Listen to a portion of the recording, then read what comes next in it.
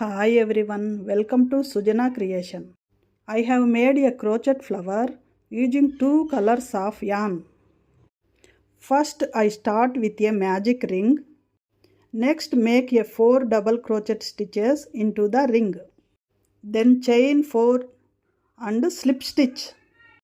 Repeat the same pattern all the way around to complete the flower.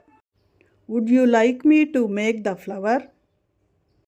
In this video lesson, I bring you the step-by-step of this beautiful crochet flower. I have using the crochet 4mm crochet hook and 100% cotton yarn. Do follow and subscribe for more videos. Thank you.